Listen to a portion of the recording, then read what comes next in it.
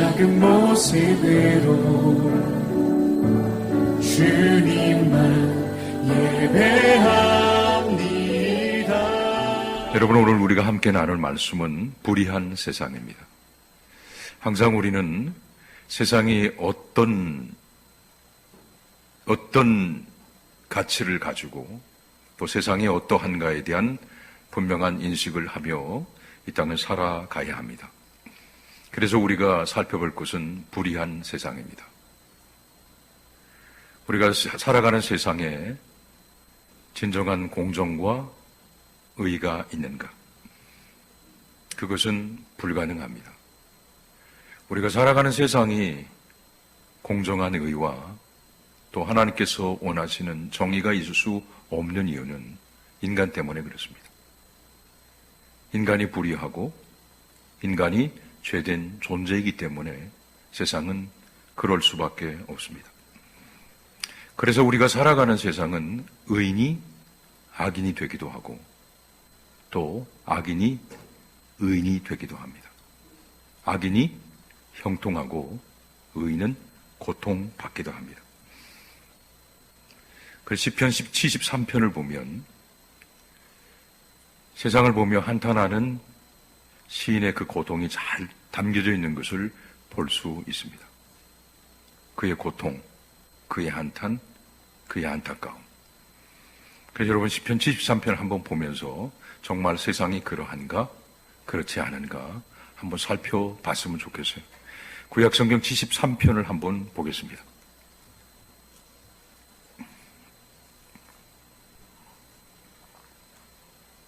구약성경 855면이거든요. 한번 펴보세요. 구약성경 73편입니다.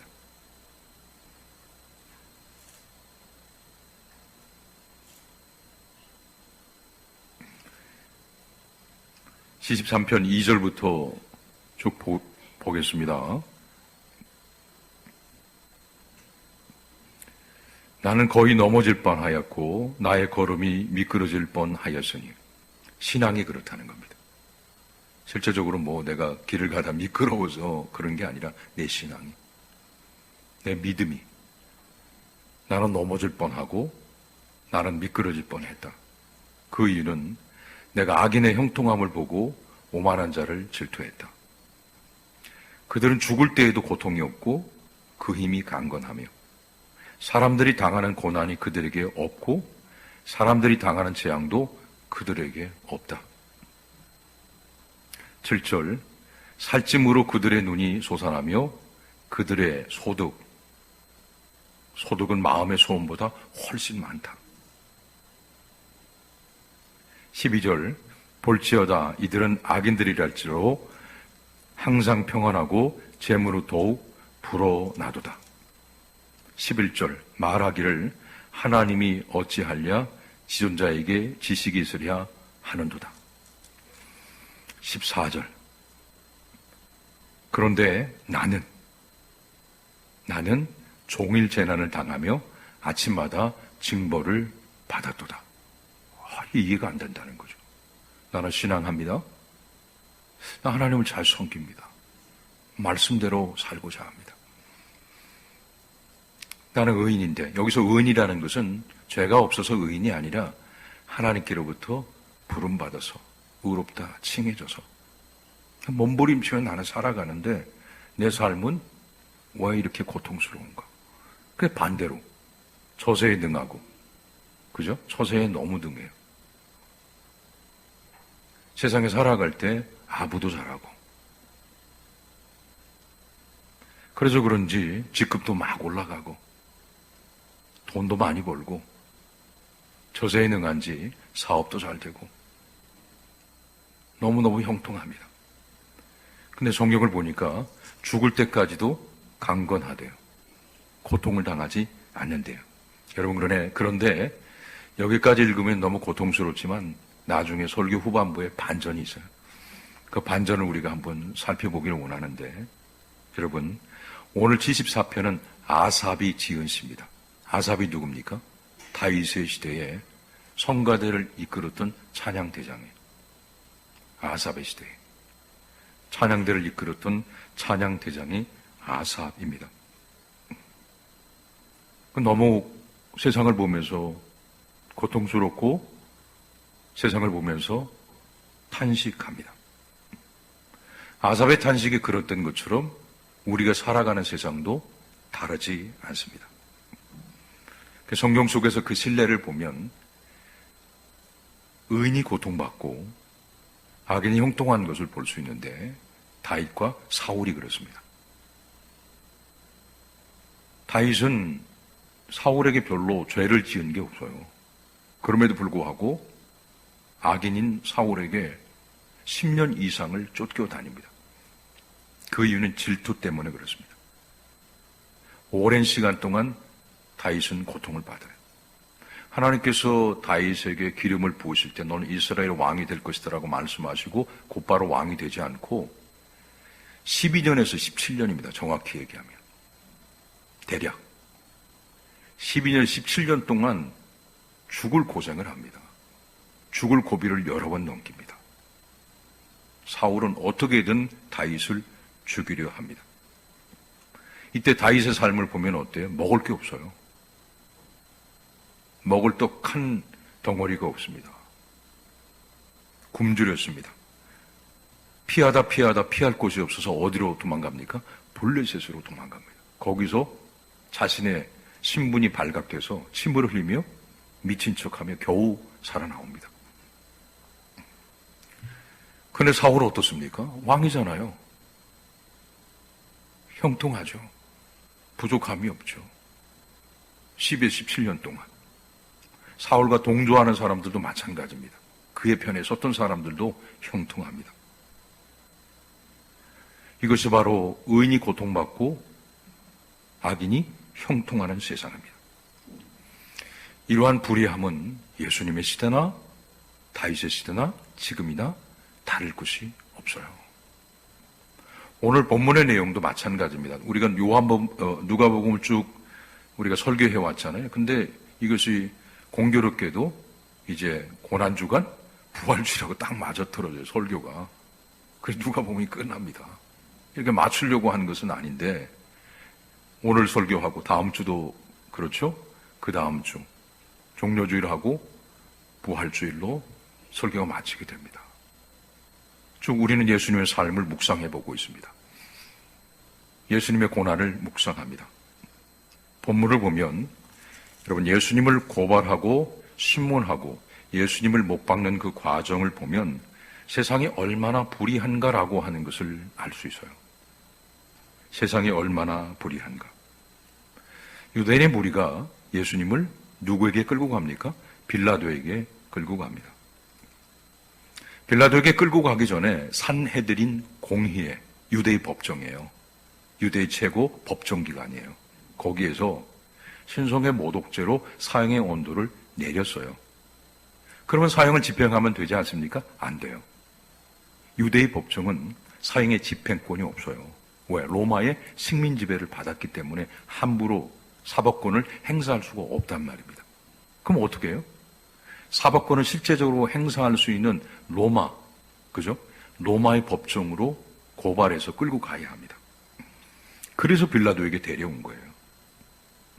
그럼 여기서 우리가 생각해 봐야 할 것이 있습니다. 예수님을 고발한 죄명이 무엇인가? 산헤드린 유대의 법정은 신성 모독죄, 블라스피미입니다. 하나님을 모독했다는 거예요. 이거는 심각한 죄죠. 심각한 죄입니다. 제가 그 뉴스를 보니까 태국의 왕을 모독하는 죄를 보면 뭐 징역 10년에서 50년 말 이렇게 온도를 내리는 것 같아요. 왕실을 모독했다. 이게 말도 안 되는 거잖아요. 그만큼 인간의 왕을 모독해도 막 이렇게 10년, 50년을 막 언도하지 않습니까? 태국이. 하나님 모독했다. 이거는 유대인들에게 엄청난 죄예요. 물론 그리스도께서 신성을 모독한 적은 없습니다. 그들이 만든 죄죠. 근데 유대인 무리가 로마의 법정에 고발한 죄명은 뭘까요? 좀 달라요. 유대의 법정에서 사형을 언도를 내린 신성의 모독죄와 로마의 법정에 고발한 죄는 좀 다릅니다. 세 가지 죄로 로마의 법정에 예수님을 고발하는데, 첫째는 성경에 나와 있는 것처럼 백성을 미혹한다. 이전에 나와 있습니다. 성경에 백성을 모두 미혹한다라고 하는 것은 정치적으로 선동하고 미혹해서 반란을 일으킨다라고 하는 그런 죄예요. 예수님이 정치적인 분이 아니잖아요. 요즘 목회자 중에서도 정치적인 사람이 얼마나 많은지 너무 안타깝습니다. 저는 이게 종교인은 정치적인 성향을 띠고서 사람들을 이끌어가면 안 되거든요. 예수님 정치적인 분이 아니에요. 백성들을 선동하고 반란을 일으키려고 했던 적이 없어요. 그러므로 이것은 거짓입니다. 두 번째, 가이사에게 세금을 바치는 것을 금하게 했다. 예수님이. 여러분 맞아요? 틀리잖아요. 지난주 설교했던 것처럼 마가복음 12장에 바리새인과 헤롯 당의 일부가 예수님을 찾아와서 묻잖아요.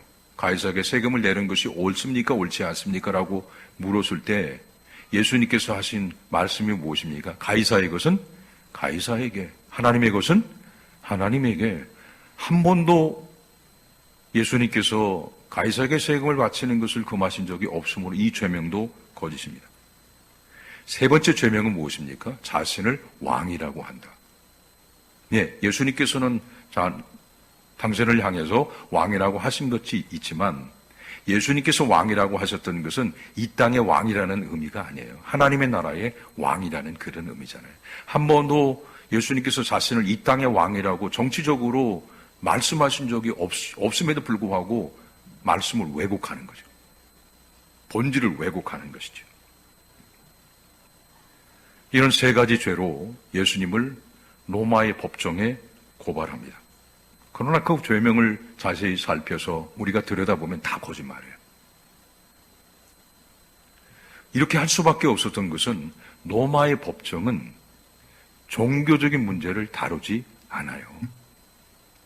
자, 여러분, 오늘날도 마찬가지죠.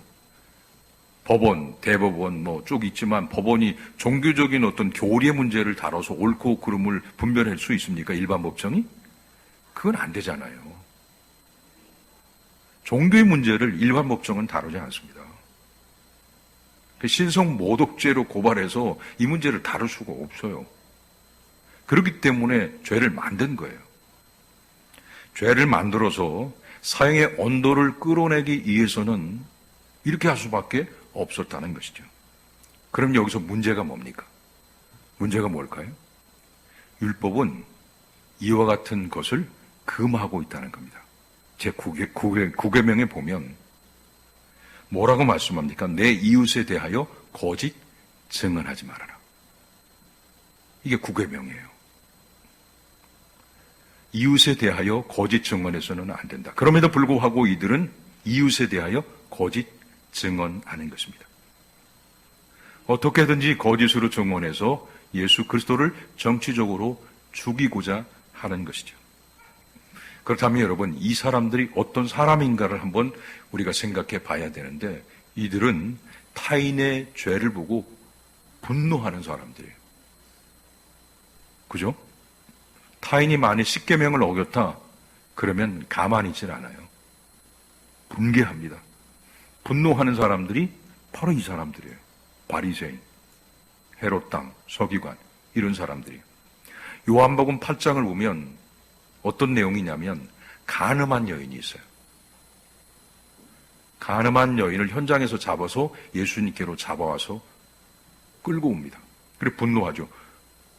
선생님이요, 율법에 현장에서 간음한 여인을 잡았을 때는 돌로 치라고 했습니다. 돌로 쳐야 되지 않습니까? 돌로 쳐서 죽여야 되지 않습니까? 간음했기 때문에. 엄격한 잣대로 이 여인을 말씀으로 심판하려고 한다는 겁니다. 왜? 7계명을 어겼기 때문에. 7계명, 7계를 어겼기 때문에 분노하면서 이 여인을 말씀의 잣대로 심판하려고 하는 사람들이 이 사람들이에요. 자, 그런데 자신들은 몇 계명을 어겼습니까? 9계명을 어겼잖아요. 그럼에도 불구하고 자신의 죄에 대해서는 분노하지 않고 타인의 죄에 대해서 분노하는 사람들이 바로 이 사람들입니다. 여기서 우리가 세상은 정의롭지 못하다는 걸 말하는 거예요. 세상에 완전한 정의가 있는가? 없다는 거예요. 왜? 잣대가 달라요. 어떻게 달라요? 타인에게는 엄격하고 자신에게는 관대합니다. 이게 세상의 잣대예요. 하나님께서는 분명히 이웃에 대하여 거짓 증언하지 말라고 말씀하셨음에도 불구하고 3가지 죄명을 만들어서 예수님을 고발했던 사람들이 종교의 지도자들이에요. 그 계명을 어겼음에도 불구하고 이들은 부끄러워하지 않습니다. 여러분, 여기서 우리가 한번 생각해 봐야 할 것은 10계명의 어떤 계명은 지켜도 되고 어떤 계명은 지켜도 반드시 지켜야 하고 어떤 계명은 지켜지 않아도 되는가? 그렇지 않습니다. 그럼 무게가 다른가? 그렇지 않습니다. 간음은 무거운 죄고 거짓 증언은 가벼운 죄입니까? 여러분, 그렇지 않아요. 똑같이 무겁습니다. 1계명부터 10계명까지 하나님께서 우리에게 주신 모든 계명을 무겁게 받아들여야 합니다. 그런데 이들은 자신의 목적과 자신의 뜻한 바를 이루기 위해서 그것을 무시합니다. 가볍게 여기고 거짓으로 증언합니다. 자, 이것이 말씀의 올바른 적용일까요? 자신에게는 관대하고 타인에게는 엄격하게 말씀을 적용하는 것. 이것이 공정한가? 옳은 일인가? 여러분, 제일 먼저 엄격하게 말씀을 적용해야 하는 것은 타인이 아니라 누굽니까? 자신이어야 돼요. 자신이 중요합니다. 우리가 범하기 쉬운 잘못이 바로 여기에 있는데요. 그게 뭐냐면 인간은 항상 말씀을 자신에게 유리하게 적용하고 해석하려고 하는 죄된 본성이 있어요. 그래도 항상 어떻게 합니까? 너는 이 계명을 어겼어. 이렇게 말합니다. 너 부모를 공경하라고 그랬잖아. 그죠? 이렇게 들이대요. 너 부모 공경하라고 그랬잖아.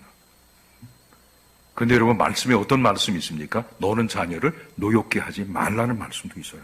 근데 그건 무시해요. 뭔 말을 얘기합니까? 너는 부모를 공경하라는 말씀을 어겨서. 여러분, 이것이 올바른 말씀의 적용입니까? 이것이야말로 하나님 말씀을 모독하는 것이죠. 이용하는 것이죠. 하나님의 이름을 망령되이 일컫는 것이죠. 이것이 우리가 살아가는 불의한 세상입니다. 자신의 유익을 위해서, 자신의 목적한 바를 이루기 위해서 타인을 쉽게 곤경에 빠뜨리는 세상. 없는 죄를 만들어서 타인을 죽음으로 몰고 가는 것이 우리가 살아가는 세상이다라는 것입니다. 유대인 무리는 죄가 없으신 예수 그리스도를 죄 있는 것처럼, 죄 있는 모양으로 끌고 가서 예수님을 고발했습니다. 실제로 빌라도의 법정의 최고 지도자인, 로마의 법정의 최고 지도자인 빌라도가 예수님 봐요. 보세요. 근데 죄가 있습니까? 없어요. 그들이 고발한 죄목과 같은 죄의 내용을 찾아볼 수가 없어요. 미혹한다.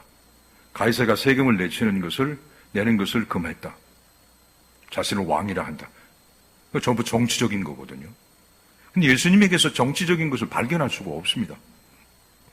이 빌라도가 뭐라고 얘기합니까? 오늘 본문 4절에 보면 이렇게 되어 있습니다. 여러분, 성경 한번 보시면 4절 한번 보겠습니다. 빌라도가 예수께 물어 이르되 내가 유대인의 왕이냐 대답하여 이르시되 내 말이 옳도다. 4절 빌라도가 대장들과 무리에게 이르되 내가 보니 이 사람에게 뭐가 없도다? 정치적인 게 없다는 거예요. 보면 알잖아요. 이 사람이 정치적인 성향을 가지고 있는지, 정치적인 발언을 했는지 보면 알지 않습니까? 빌라도가 아무리 예수님을 봐도 그런 게 없어요. 그렇다면 로마의 최고법정인 빌라도는 예수님을 무죄로 선언하고 풀어줘야 되는데 이게 사람이 또 정치적이거든요. 빌라도가. 정치적이니까, 야, 이거 군중들이 가만히 있지 않을 것 같으니까 누구에게 패스합니까? 헤롯에게도 패스해버려요. 넘겨버려요. 사람이 이렇게 정치적이에요. 오늘날도 마찬가지라고 생각합니다. 정치적인 것이라고 하는 것이 참 좋아야 되는데 그렇지 못해요. 옳고 그런 것에 대해서 분명히 말해야 되는데 그렇지 못합니다. 악한 자들은 사람을 곤경에 빠뜨리려고 합니다. 제가 그런 말이 한 적이 없어요. 그런데 그런 말을 한 적이 있다고 말합니다. 제 말의 의도는 A입니다. 그죠? 근데 그 사람은 B로 그걸 왜곡해버려요. 말씀은 전체 맥락을 이해해야 합니다. 맥락을 통해서 그 말의 의미가 무언가를 올바르게 전달해야 되는데 그렇게 하진 않아요. 말을 나쁘게 바꿔버립니다. 이럴 때 우리는 고통받는 거예요. 우리는 그 모든 말을 증명할 수가 없잖아요. 다 녹음합니까? 녹음해서 다 틀어줄 수 있어요? 그럴 수 없거든요. 1대1의 대화 속에서 했던 그 말들. 그런 말을 왜곡하고 하지 않은 말을 했다고 하고 이런 세상 가운데서 우리는 고통받으며 살아갈 수밖에 없다. 이것이 불의한 세상입니다. 그럼 왜 세상은 이렇게 됐을까요? 무엇 때문에 세상은 이렇게 고통받는 세상이 됐는가? 이 모든 원인은 누구에게 있어요? 인간에게 있어요. 인간에게. 인간이 만든 세상이요. 죄된 인간이 만든 세상입니다. 죄된 인간은 누구의 유익을 구해요? 나의 유익을 구해요. 타인의 유익을 절대 구하지 않아요. 여러분. 자신의 유익을 구하는 게 인간이에요. 법의 잣대도 마찬가지예요. 항상 자신에게 유리하게 해석하려고 합니다. 자신의 유익만을 구하는 세상. 자신에게 유리하게 법의 잣대를 들이대는 세상 가운데 살아가는 것, 이 모든 것이 인간이 만든 세상입니다. 그래서 인간은 인간에 의해서 고통을 받는 거예요. 창세기 6장 5절 이하 6절을 보면 하나님이 이러한 세상을 보고 한탄하세요. 탄식하십니다. 여호와께서 사람의 죄악이 세상에 가득함과 그의 마음으로 생각하는 모든 계획이 항상 악할 뿐임을 보시고 땅 위에 사람 지으셨음을 한탄하사 마음에 근심하시고 이르시되 내가 창조한 모든 것을 쓸어 버리겠다. 이것이 하나님의 한탄입니다. 우리가 살아가는 세상이 이렇게 고통스럽고 괴롭고 힘든 그 모든 원인은 인간에게 있습니다. 이것은 죄의 열매예요. 하나님을 떠난 사람에게 맺혀지는 열매는 죄의 열매밖에 없어요. 전부 나쁜 짓만 해요. 여러분, 높은 직급에 올라갔다고 해서 다 공정하고 정의로워요?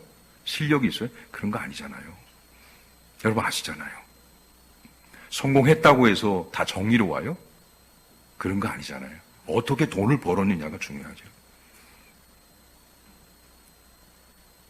인간이 하나님을 떠나면 맺는 열매는 죄의 열매예요.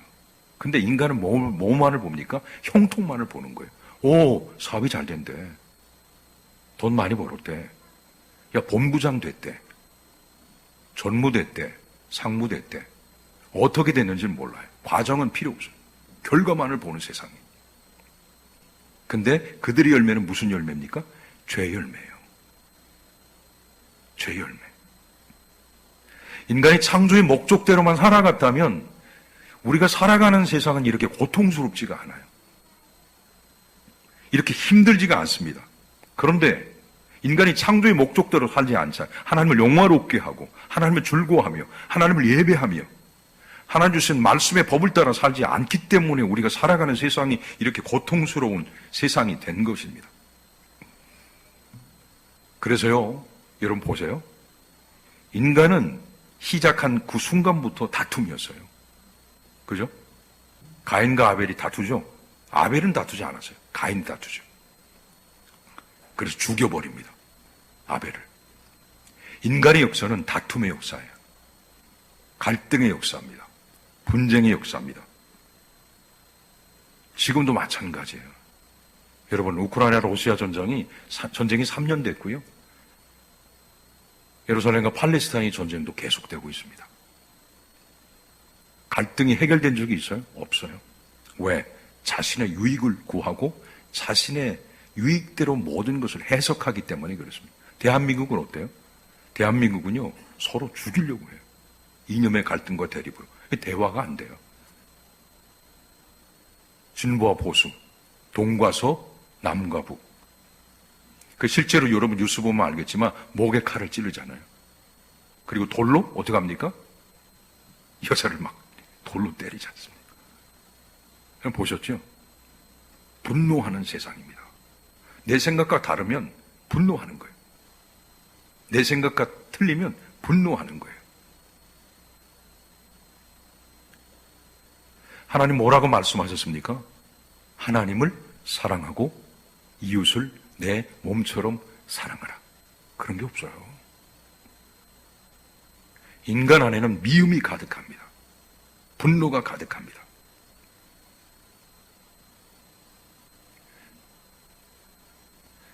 이 모든 것은 하나님 말씀을 가볍게 여기며 인간이 살아가기 때문에 그렇습니다. 우상을 만들고 이웃을 사랑하지 않습니다. 오히려 해치길 원합니다. 그렇다면 이렇게 불의한 세상 가운데 우리가 살아가면서 한탄하며 탄식하며 살아가야 하는가? 아니면 그들의 형통을 부러워하며 살아가야 하는가? 여러분, 어떻게 살아가야 할까요? 성경은 우리에게 분명한 삶의 방향성을 제시하고 있습니다. 이게 답이에요. 너희는 그들과 같이 살아가지 말라. 그들의 형통을 부러워하지 말고, 두 번째, 그들을 보며 한탄하며 탄식하며 살아가지 말라. 그 이유가 뭘까요? 첫째는 하나님은 공의의 하나님이시기 때문에 반드시 공의대로 그 모든 것을 심판하실 것이기 때문이고, 또 악인의 형통이 영원하지 않기 때문에 그렇습니다. 시편 73편으로 다시 돌아가야 합니다. 여러분, 시편 73편 다시 한번 돌아가겠습니다. 보세요. 855면 다시 한번 보겠습니다.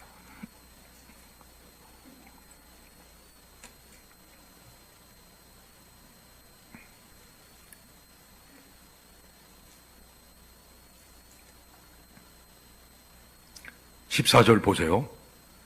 앞에는 쭉 어떤 내용입니까? 악인의 형통과 그들의 삶을 보면서 나는 너무 고통스럽다 했죠? 근데 나는 매일 재난을 당하고 나는 징벌을 받아. 여기까지 보면 너무 고통스러운데, 자, 17절부터 달라집니다. 하나님의 성소에 들어갈 때야 그들의 종말을 내가 깨달았나이다. 주께서 참으로 그들을 미끄러운 곳에 두시며 파멸에 던지시니 그들이 어찌하여 그리 갑자기 황폐되었는가. 놀랄 정도로 그들은 전멸하였나이다. 쭉 성경을 보세요. 반전이 있어요. 그때 깨닫습니다. 그들의 형통이 영원하지 않다.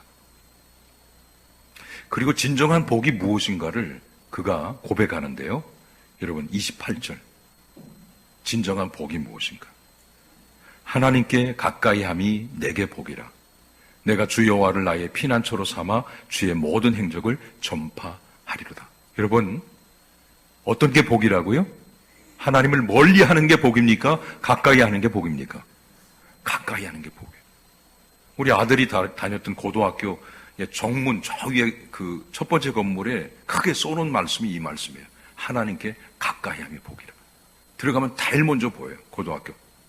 하나님께 가까이 함이 복이라. 이 말씀이 이거 뭔지를 깊이 한번 생각해 보세요. 여러분, 어떤 게 복입니까? 하나님께 가까이 하는 것이 복이다. 시편 1편은 또 뭐라고 말씀합니까? 복 있는 자는 악인들의 꾀를 따르지 않고 죄인의 길에 서지 않고 오만한 자리에 앉지 않는 사람이 복이 있고 하나님 말씀을 주야로 즐거워하여 주야로 묵상하는 자가 복이 있다고 말씀합니다. 동의하십니까? 이게 복인데 그걸 몰라요. 그러니까 아무리 제가 설교하고 얘기해도 아니야. 돈이 복이지. 성공이 복이지. 형통이 복이지. 어떤 방법을 통해서라도 내가 그걸 얻으면 복이야. 이렇게 생각한다면 참 너무 어리석은 거죠. 영혼이 건강하지 않습니다. 가정이 건강하지 않고요. 그들의 삶이 건강하지 않아요. 들여다보면 엉망이 엉망. 불륜에, 술 취함에, 이건 뭐 말할 수가 없어요. 말도 못합니다. 하늘의 것을 구하고 하늘의 보화를 쌓으라고 말씀했어요. 이게 복입니다. 사랑하는 성도 여러분, 우리는 죄된 인간이 만들어 놓은 불의한 세상에서 살아갑니다. 이러한 불의한 세상 가운데서 한탄하며 탄식하며 시간을 버릴 수 없습니다. 우리는 주를 가까이 하고 끝까지 믿음을 지키고 복 있는 자의 삶을 살아가야 한다. 이것이 불의한 세상 가운데서 우리가 살아가야 될 삶의 방향성인 것이죠. 그럼 오늘 여러분이 이 자리에 와서 하나님을 예배하고 찬송하고 말씀 앞에 자신을 돌아보는 이 시간이 가장 복된 시간인 줄 믿으시길 바랍니다. 그래서 우리는 복 있는 자예요. 복 받았고 복을 누리고 있습니다. 그리고 그 복은 영원할 것입니다. 이 말씀 붙들고 매일매일의 삶에서 믿음으로 살고 믿음으로 승리하는 우리 모든 교우들 되시길 주님의 이름으로 축원합니다. 기도하겠습니다. 하나님 아버지 감사합니다. 불의한 세상 가운데 하나님께서 우리를 선택하사 하나님의 신의 성품에 자미한 자가 되게 하시고 땅이 아닌 영원, 땅이 아닌 하늘을 소망하며 거룩의 길을 걷게 하신 것 감사합니다. 이것이 얼마나 큰 복인가라고 하는 것을 깨닫고 결코 믿음의 자리를 떠나지 않고 복 있는 삶을 살아가는 우리 모든 교우들 되게 하여 주옵소서. 예수님의 이름으로 기도하옵나이다.